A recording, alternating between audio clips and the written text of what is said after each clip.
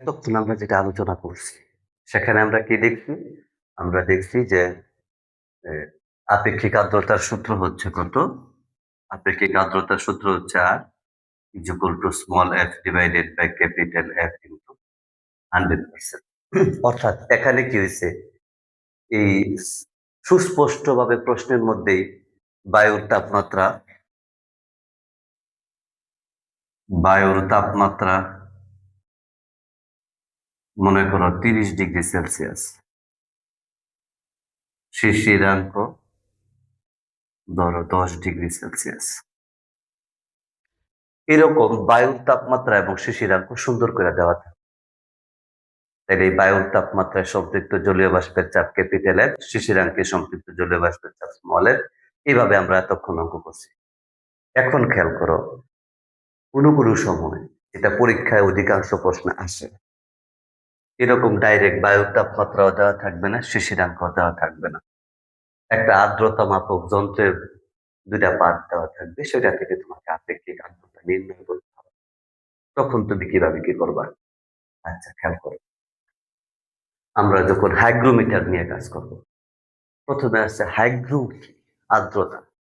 তাহলে আর্দ্রতা মিতি কাকে বলে? একটা বিষয় আছে, আর্দ্রতা মিতি কাকে বলে। যে বিষয়ে পাঠ করলে আমরা আর্দ্রতা সম্পর্কে বিস্তারিত জানতে পারবো তাকে বলা হয় আর্দ্রতা। তাহলে আর্দ্রতা মিতিতে আর্দ্রতা পরিমাপের জন্য আমাদের যন্ত্রটা নিতে হবে তাকে বলা হয় হাইগ্রোমিটার। হাইগ্রোমিটার কিরকম? এই যে একটা হাইগ্রোমিটার এখানে আছে, একটু পরে বলতেছি, আগে আসুন। যে যন্ত্র দিয়ে আর্দ্রতা পরিমাপ করা হয় সেই যন্ত্রকে হাইগ্রোমিটার বলা হয়। কি করা হয়? যে যন্ত্র দিয়ে আর্দ্রতা পরিমাপ করা হয় তাকে কি বলা হয়? হাইগ্রোমিটার বলা হয়। ঠিক আছে? আচ্ছা। এখন আর্দ্রতা মাপক যন্ত্রের কার্যাবলীর উপর ভিত্তি করে হাইগ্রোমিটারকে 4টি শ্রেণীতে ভাগ করা যায়। অর্থাৎ হাইগ্রোমিটারেরও বিভিন্ন ধরন আছে। একেকটা একেকভাবে কাজ করে। এই কাজের ধরনের উপর ভিত্তি করে হাইগ্রোমিটারকে 4 ভাগে ভাগ করা যায়। ১ নাম্বার কি? সিক্ত এবং শুষ্ক বাল্ব হাইগ্রোমিটার। ২ নাম্বার হচ্ছে কি? ২ নাম্বার হচ্ছে শিশিরাঙ্ক হাইগ্রোমিটার, যেখানে শিশিরাঙ্কের উপর ভিত্তি করে আর্দ্রতা পরিমাপ করা হয়। ৩ নাম্বার হচ্ছে রাসায়নিক হাইগ্রোমিটার এবং ৪ নাম্বার হচ্ছে গ্যাস হাইগ্রোমিটার। এরকম একেকটা কাজের ধরন একেক রকম। এটার উপর ভিত্তি করে এটাকে আমরা কি করি? ৪ টা শ্রেণীতে বিভক্ত।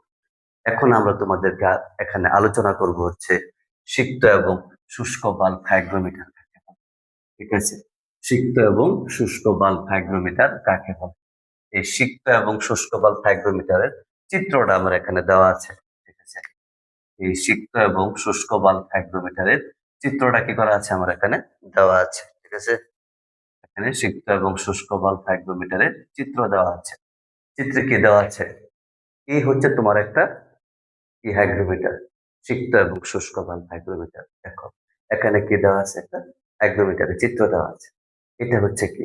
এটার বাল্ব। থার্মোমিটারের ২টা থার্মোমিটারকে ব্যবহার করে এই হাইগ্রোমিটার যন্ত্রটা বানানো হয়েছে। খেয়াল করো। এই ২টা থার্মোমিটারের মধ্যে যেটার নিচে থার্মোমিটারের নিচে যে জায়গায় পারদ থাকে তাকে বলা হয় থার্মোমিটারের বাল্ব। তাহলে এই থার্মোমিটারের নিচের পারদটা কি শুকনা, এজন্য এটাকে বলা হয় শুষ্ক বাল্ব থার্মোমিটার। আর এই থার্মোমিটারের নিচের পারদটা কি দেওয়া থাকে? ভিজে। কিভাবে ভিজায় রাখি? এই যে নিচের থার্মোমিটারের যে বাল্বটা আছে, বাল্বের মধ্যে আমরা কি করছি? একটা ভিজা কাপড় ভিজাইছি। ভিজা কাপড়টা পানিতে ভিজায় রাখছি। এজন্য এটাকে বলা হয় কি? সিক্ত বাল্ব থার্মোমিটার। আর এটাকে বলা হয় শুষ্ক বাল্ব থার্মোমিটার। যাদের বুদ্ধি শুদ্ধি একটু ভালো খেয়াল করো, বায়ুর তাপমাত্রা পরিমাপ করি কি দিয়ে? থার্মোমিটার দিয়ে বায়ুর তাপমাত্রা পরিমাপ করি। তাহলে শুষ্ক বাল্ব থার্মোমিটার যে পাঠটা দেবে এটাই কি? বায়ুর তাপমাত্রা। আর এই বায়ুর এই এই শুষ্ক বাল্ব থার্মোমিটারের যে পাঠটা দেবে এটা হবে কি? বায়ুর তাপমাত্রা। আর এই বায়ুর তাপমাত্রায় সম্পৃক্ত জলীয় বাষ্পের চাপ ক্যাপিটাল এফ আমরা পেয়ে গেছি। আমাদের দরকার এখন স্মল এফ টা বের করা। স্মল এফ বের করার জন্য একটা সূত্র দিছে। সূত্রটা কিভাবে দিছে? এই theta 1 minus theta is equal to G into theta 1 minus theta. এটা থিটা 1 মাইনাস থিটা 2। ঠিক আছে? Theta 1 minus theta 2। ঠিক আছে? আচ্ছা খেয়াল করো এখন। শুষ্ক এবং সিক্ত বাল্ব হাইগ্রোমিটারের দিয়া যখন আমরা গাণিতিক সমস্যার সমাধান করব তখন আমরা কি করব?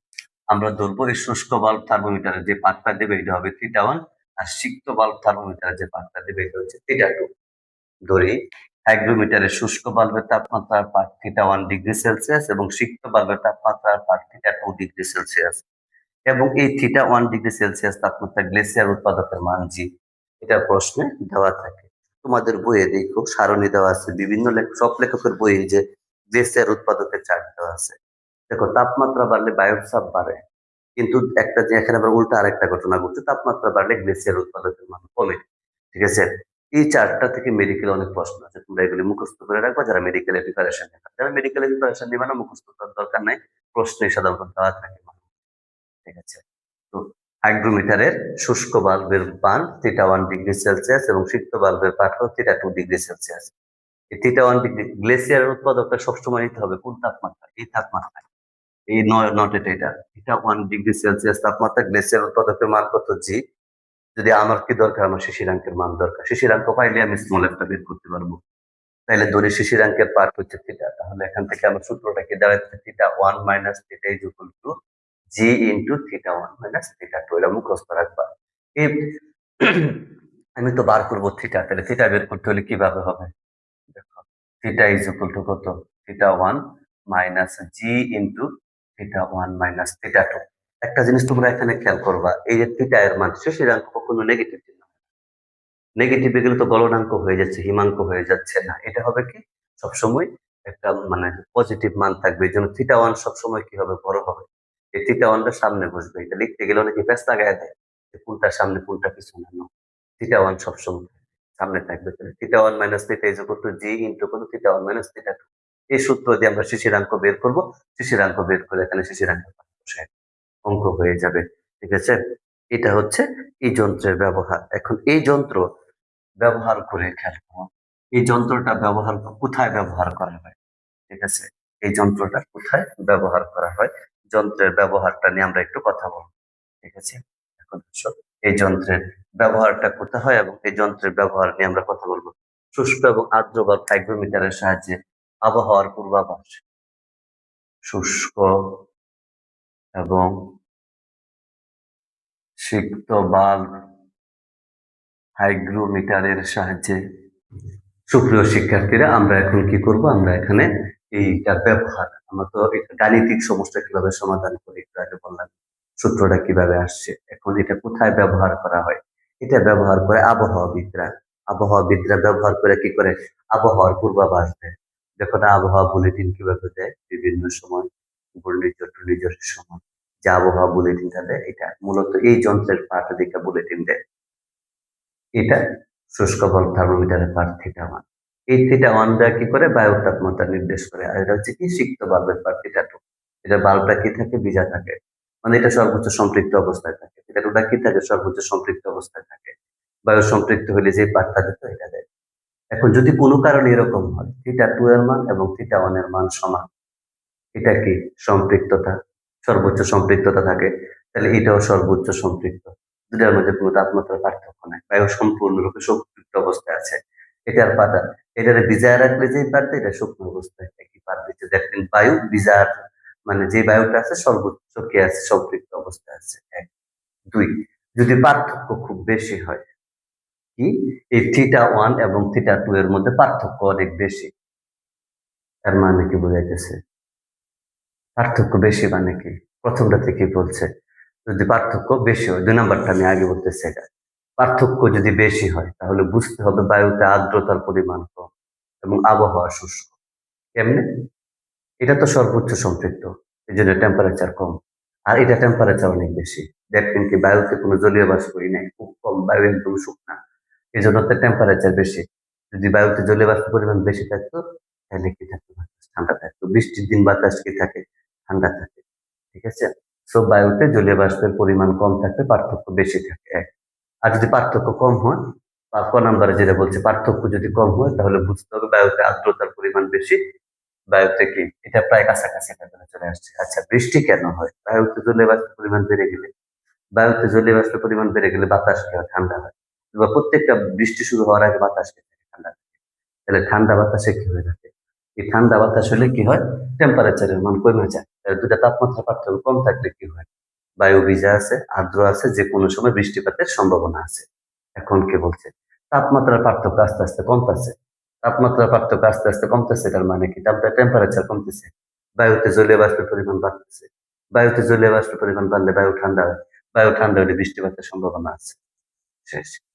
৪ নম্বরে যেটা বলছি, যদি হঠাৎ করে তোমার কি হইতেছে, টেম্পারেচার কমে যাচ্ছে, টেম্পারেচার হঠাৎ করে কমে যাচ্ছে, তাহলে কি হইতেছে, বায়ু ঠান্ডা হয়ে যাচ্ছে। বায়ু যখন ঠান্ডা হয়ে যায় তখন চারদিকের উষ্ণ বায়ুগুলো এসে তো ঘূর্ণিঝড়ের সৃষ্টি করে। তো এটাই বলছি যে তাপমাত্রা যদি হঠাৎ করে কমতে থাকে তাহলে বুঝতে হবে জলীয় বাষ্পের পরিমাণ বাড়ছে, তাই জ্বর হবার সম্ভাবনা আছে। পার্থক্য যদি শূন্য হয় বুঝতে হবে তাহলে বুঝতে হবে বায়ু সম্পৃক্ত অবস্থায় আছে। এটা প্রথমেই বলছি, বায়ু সম্পৃক্ত অবস্থায়, বায়ু কি আছে, সম্পৃক্ত অবস্থায় আছে। শেষ। এটা হচ্ছে তার ব্যবহার। এখন আসো এটা ব্যবহার করে আমরা কিভাবে ম্যাথ করব।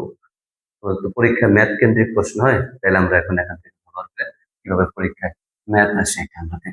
ঠিক আছে, আচ্ছা, খেয়াল করো।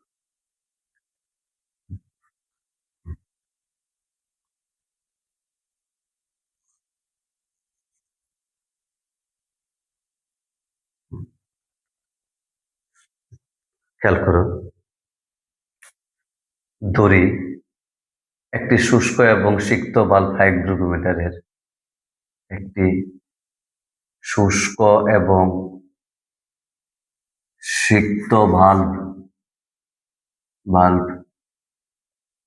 হাইগ্রোমিটারের,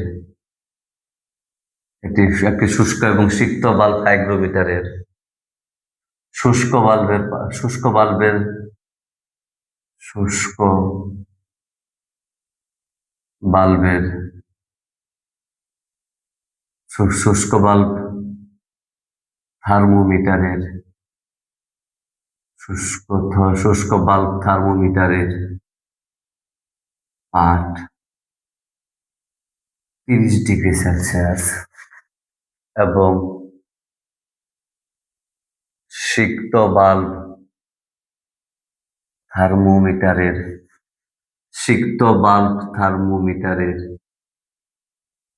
পাঠ কত, 28°C। 30°C তাপমাত্রায় 30°C তাপমাত্রায় 30°C তাপমাত্রায় গ্লেসিয়ারের উৎপাদকের পাঠ হচ্ছে 1.65 হলে ওই স্থানের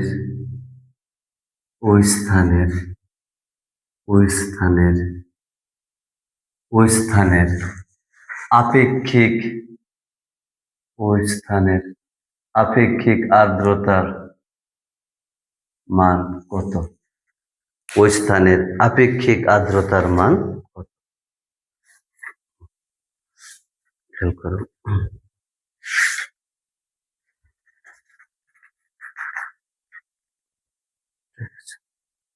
ওই স্থানের আপেক্ষিক আর্দ্রতার মান কত? ওই স্থানের আপেক্ষিক আর্দ্রতার মান কত?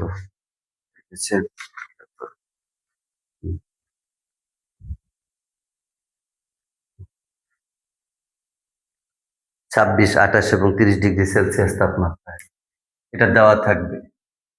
26°C, 28°C, 30°C তাপমাত্রায় সম্পৃক্ত জলীয় বাষ্পের 26°, 28 এবং 30°C তাপমাত্রায় সম্পৃক্ত জলীয় বাষ্পের চাপ যথাক্রমে 25.83 মিলিমিটার পারদ চাপ। 25.83 মিলিমিটার পারদ চাপ। ঠিক আছে, আরেকটা কত দেওয়া আছে, 28.45 মিলিমিটার পারদ চাপ। 28.45 মিলিমিটার পারদ চাপ। আরেকটা হচ্ছে কত, 31.85 মিলিমিটার পারদ চাপ, 31.85 মিলিমিটার পারদ চাপ। আচ্ছা, আমরা জানি আপেক্ষিক আর্দ্রতা নরমালি কত, গত গত দিনকার লেকচার বা প্রিভিয়াসে তোমরা এগুলি ভালো করে দেখছো। আমরা জানি আপেক্ষিক আর্দ্রতা, আমরা জানি এই আপেক্ষিক আর্দ্রতা R is equal to small f divided by capital F into 100%। আচ্ছা, এখানে আমাদের কি দেওয়া আছে? এই ক্যাপিটাল এফটা হচ্ছে কি বায়ুর তাপমাত্রায়, বায়ুর তাপমাত্রা কত কি দেওয়া আছে তোমার এখানে? বায়ুর তাপমাত্রা। সবসময় আমি কি বলছি, এই শুষ্ক বাল্ব থার্মোমিটারের পার্ট, কোনো কিছু নাই। এই ঘরের ভিতরে বায়ুর তাপমাত্রা জানা দরকার। আমি কি করব? একটা থার্মোমিটার করবো। এখানেও তো একটা থার্মোমিটার করছি। এই শুষ্ক বাল্ব থার্মোমিটার যে পার্টটা দিবে এটাই হচ্ছে বায়ুর তাপমাত্রা। তাহলে বায়ুর তাপমাত্রা কত? 30 ডিগ্রি সেলসিয়াস। এই 30 ডিগ্রি সেলসিয়াস তাপমাত্রায় চাপের মান কত ডিগ্রি দেওয়া আছে? 30 ডিগ্রি সেলসিয়াস তাপমাত্রায় চাপের মান দেওয়া আছে কত? এই 30 ডিগ্রি সেলসিয়াস তাপমাত্রায় চাপের মান দেওয়া আছে কত? 31.85 মিলিমিটার পারদ চাপ। কত? 31.85 মিলিমিটার পারদ চাপ। বসায়া ফেলাও সুন্দর করে, বা এই এখানে আর ইজ ইকুয়াল টু কত? 31.85 মিলিমিটার পারদ চাপ। এখন আমাদের দরকার হচ্ছে শিশিরাঙ্ক। আমি তো শিশিরাঙ্ক জানি না, এটাকে 1 নাম্বার সমীকরণ দিয়ে রাখো। এটাকে 1 নাম্বার সমীকরণ দিয়ে রাখো। স্মল এফ এর মান বের করবা। তো শিশিরাঙ্ক বের করার জন্য বায়ুর তাপমাত্রা θ1 ইজ ইকুয়াল টু কত ডিগ্রি দেওয়া আছে? বায়ুর তাপমাত্রা θ1 is equal to 30 degree Celsius. এই বায়ুর তাপমাত্রাটা এখানে কি দেওয়া আছে? শুষ্ক বাল্বের তাপমাত্রা কত দেওয়া আছে দেখো এখানে। এখানে দেওয়া আছে শুষ্ক বাল্ব থার্মোমিটারের পার্ট, শুষ্ক বাল্ব থার্মোমিটারের part θ1 is equal to 30 degree Celsius. তারপরে বের করো সিক্ত বাল্ব থার্মোমিটারের part θ2 is equal to 28 degree Celsius. শুষ্ক বাল্ব থার্মোমিটারের part θ1 is equal to 30 degree Celsius এবং সিক্ত বাল্ব থার্মোমিটারের পার্ট θ2 ইজ ইকুয়াল টু কত? 28 ডিগ্রি সেলসিয়াস। এবং এই 30 ডিগ্রি সেলসিয়াস তাপমাত্রায় তোমার কি দেওয়া আছে? 30 ডিগ্রি সেলসিয়াস তাপমাত্রায় গ্লেসিয়ার উৎপাদকের মান, 30 ডিগ্রি সেলসিয়াস তাপমাত্রায় গ্লেসিয়ারের উৎপাদকের মান জি ইজ ইকুয়াল টু দেওয়া আছে 1.65। গ্লেসিয়ার উৎপাদকের মান জি ইজ ইকুয়াল টু কি দেওয়া আছে?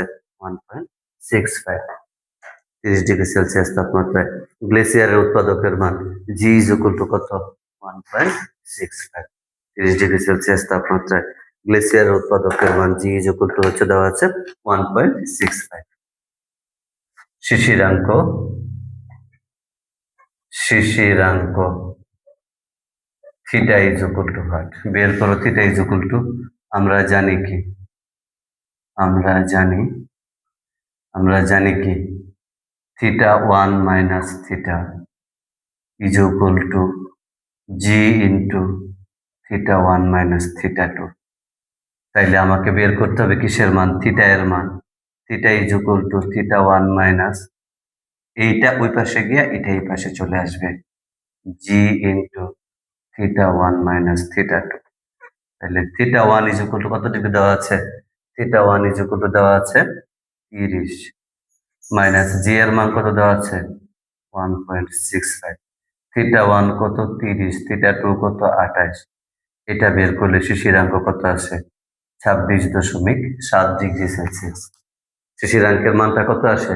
26.7 ডিগ্রি সেলসিয়াস। এটা ইন জেনারেলি ক নাম্বার প্রশ্ন হয়? সৃজনশীল প্রশ্ন যখন আসে এই উদ্দীপক থেকে শিশিরাঙ্কের মান বের করা, এটা হচ্ছে গ নাম্বারের দিবে। তুমি শিশিরাঙ্কের মান বের করতে পারছো। এখন তোমার তো স্মল এফ এর মান বসাইতে হবে। স্মল এফ কত? শিশিরাঙ্ক। শিশিরাঙ্কের সম্পৃক্ত জলীয় বাষ্পের চাপ বের করতে হবে। তাহলে আমরা তো একটু আগে তোমার দেখছো কিভাবে বের করে এটা। তাইলে এখানে স্মল এফ দ্বারা কি বোঝায়? শিশিরাঙ্ক। শিশিরাঙ্ক কত? 26.7 ডিগ্রি সেলসিয়াস।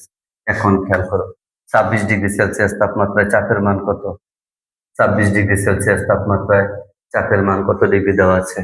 এই 26 ডিগ্রি সেলসিয়াস তাপমাত্রায় চাপের মান হচ্ছে 25.83 মিলিমিটার পাওয়ার চাপ কত? 25.8 প্লাস 0.7 কত আছে?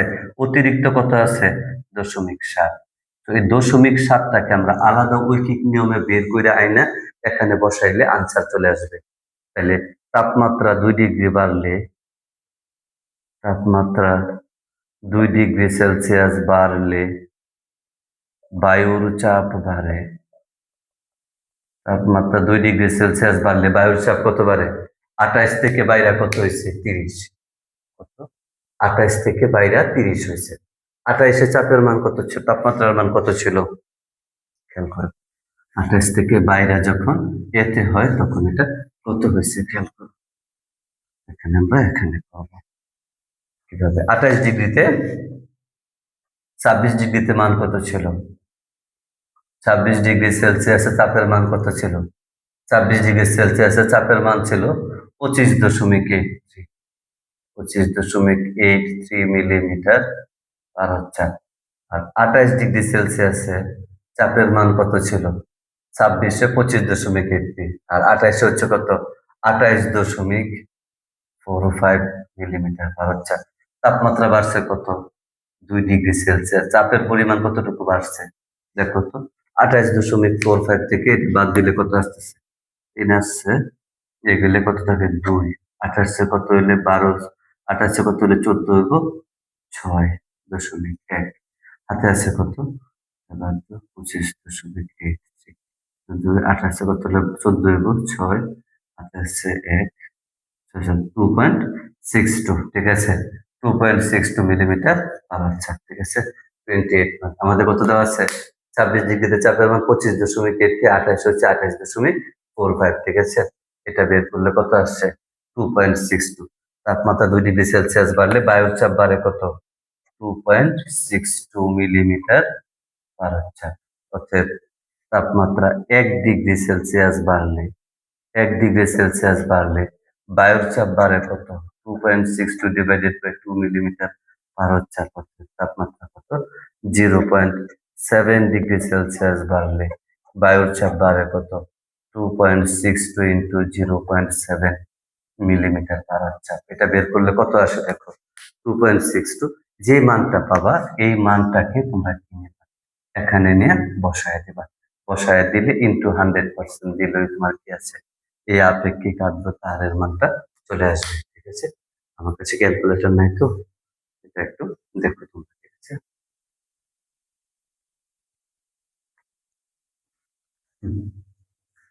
খেয়াল করো। তাপমাত্রা 2 ডিগ্রি বাড়ালে কত আসছে? 26-এ ছিল, 28-এ ছিল কত? 20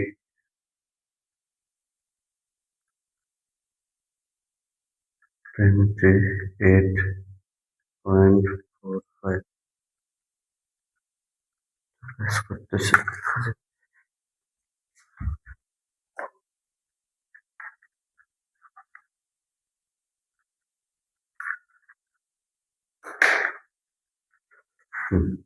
কত আছে? 28-এর চাপের মান 28.45 মাইনাস 25.83 ইকুয়াল টু 2.62। আচ্ছা, এখন তাহলে কত আছে? 2.62 into 0.7, 2.60 into 0.7 divided by 2 equal to 0.917 equal to কত আসে? 0.917 মিলিমিটার আর আচ্ছা। এটা বসাও, বসাইলে কত আসতেছে? 0.917 মিলিমিটার আর আচ্ছা। এই দুইটা থেকে পার্থক্যটা বের করো। ঠিক আছে, 25.83 বের করো। 0.917 প্লাস কত? 25.83 আনসার 25.83 ইজ ইকুয়াল টু কত আসছে 26.747 ইজ ইকুয়াল টু কত আসতেছে 26.747 divided by 31.85 into 100% into 100%। 26.747 divided by 31.85 is equal to কত আসে ইন্টু 100 ইজ ইকুয়াল টু 83.97%। আপেক্ষিক আর্দ্রতা কত আসবে 83.97%। বৃষ্টিপাতের সমূহ সম্ভাবনা আছে, ঠিক আছে। বৃষ্টিপাতের কি আছে সমূহ সম্ভাবনা আছে, ঠিক আছে। এইভাবে এই সিক্ত এবং শুষ্ক বাল্ব হাইগ্রোমিটার নিয়ে আমরা কি করতে পারি এটা বের করতে পারবো, ঠিক আছে। এই এই ধরনের প্রশ্ন পরীক্ষায় বারবার আসে, ঘুরে ফিরে এই ধরনের প্রশ্নই আসে প্রতিবার পরীক্ষায়, হয়তো বা মান টান এলোমেলো চেঞ্জ করে দেয়, তোমরা এগুলি মনোযোগ দিয়ে করবা। এখানে যদি দেখো খুব আহ একটা মান যেটা যে দেওয়া আছে যে শুষ্ক বাল্বের পাঠ, সিক্ত বাল্বের পাঠ এটা গেল, ঠিক আছে।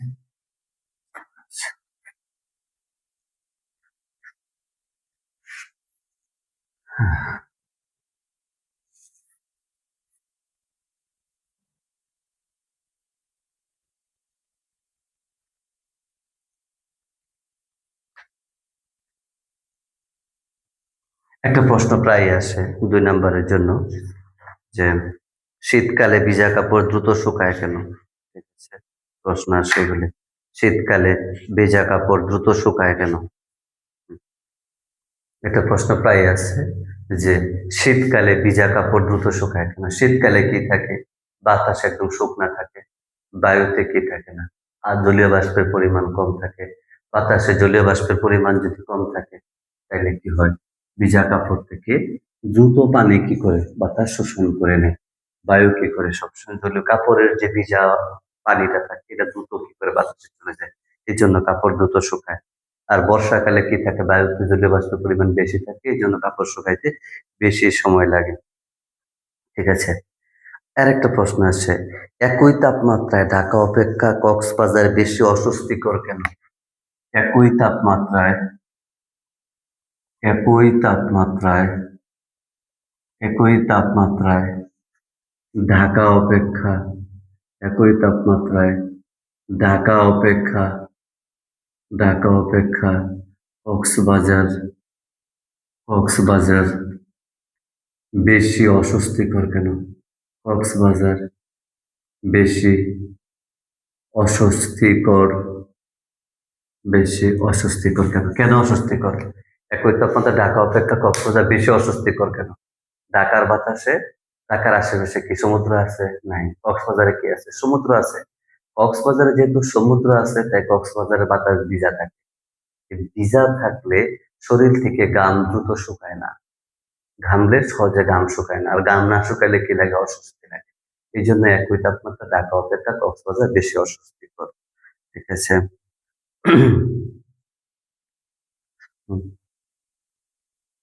তারপরে আসো, শিশিরাঙ্কের উপর তাপমাত্রার প্রভাব আলোচনা করো। এটা বিভিন্ন সৃজনশীল প্রশ্নে 4 নম্বরে আসে।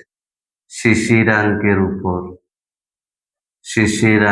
উপর তাপমাত্রার প্রভাব, শিশিরাঙ্কের উপর তাপমাত্রার প্রভাব আলোচনা করো, ঠিক আছে।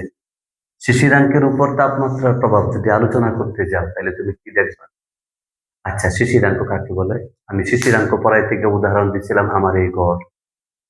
এই ঘরের বায়ুতে বিদ্যমান জলীয় বাষ্পের ভর এবং এই বায়ুকে সম্পৃক্ত করতে প্রয়োজনীয় জলীয় বাষ্পের ভর ছিল আপেক্ষিক।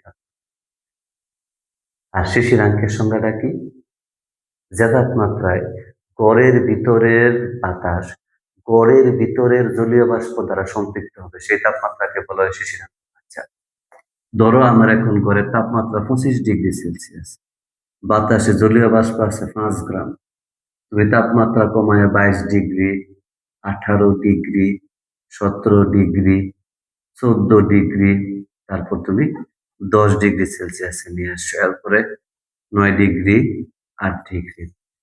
আচ্ছা, গড়ের বাতাসে বিদ্যমান জলীয় বাষ্পের ভর কত, 5 গ্রাম। তুমি যখন 22°তে আইবা 5 গ্রাম, 18 ডিগ্রিতে আইবা 5 গ্রাম, 17 ডিগ্রিতে আইবা 5 গ্রাম, 14 ডিগ্রিতে আইবা 5 গ্রাম। যদি শিশিরাঙ্ক 10 ডিগ্রি হয়, তখনও বায়ুতে জলীয় বাষ্পের পরিমাণ কত? 5 গ্রামই থাকে।